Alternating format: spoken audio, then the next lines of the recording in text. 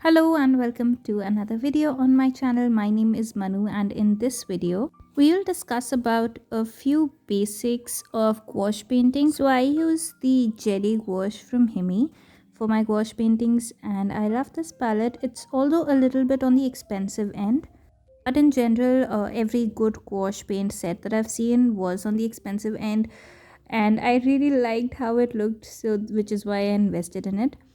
So, talking about the basics, the first thing that I learned about gouache is that it is very similar to watercolors. For example, gouache is also a water media just like watercolors, which means that you mix it with water to manage the consistency of the paint.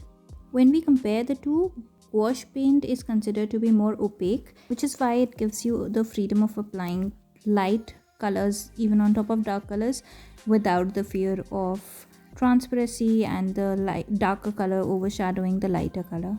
Another similarity between watercolors and gouache paint is that both can be reactivated with water, which is a contrast to what happens with acrylic paints. So in acrylic paints, once the paint is dry, you cannot revive it with water, although it is also a water media.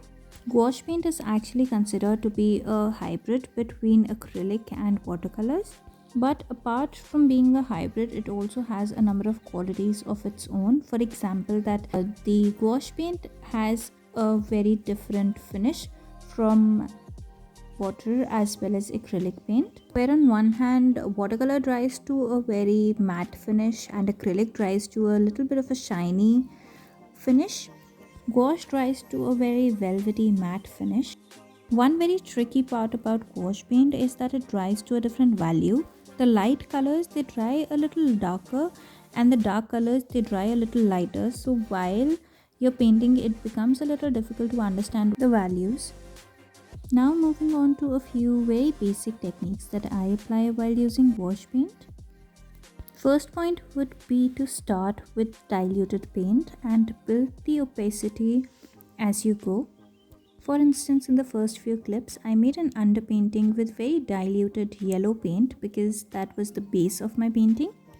And once I had finalized the underpainting, I went ahead with a little bit more opaque paint and marked light and shadow areas and the colors.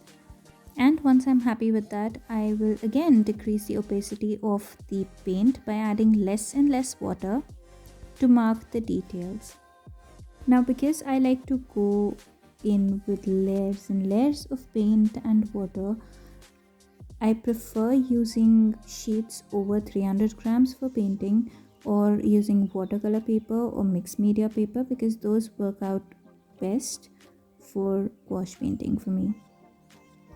Apart from this, the more you play around with the paint and the more you experiment with it, you understand the values better, you start understanding the transparency and opacity of the paint better. It also helps you understand and develop your own way of using the paint. The best part about painting is that there is never a right or a wrong way of painting things or using a type of paint or brushes.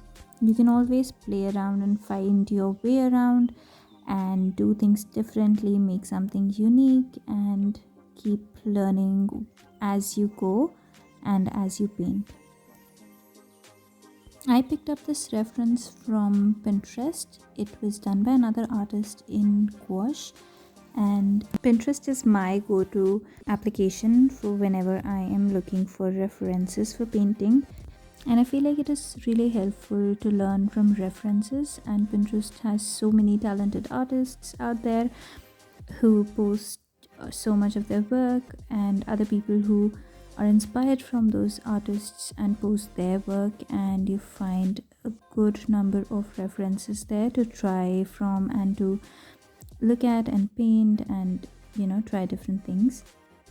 Personally, I like to look at reference pictures and then figure out my own way around it. For example, in this one, I first made a mini version of this painting with oil pastels, and then based on that oil pastel painting, I made this one. I don't necessarily always make a painting into 2 to 3 medias and then go for a final look, but sometimes I do like to practice things in different media and see how it would look in different media or in different textures and things like that.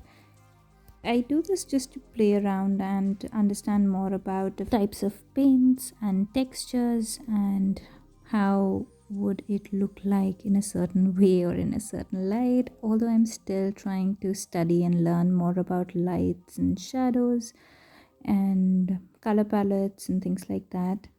But this is it for this video, and I hope you guys liked it and I hope it was helpful. See you in the next video. Bye.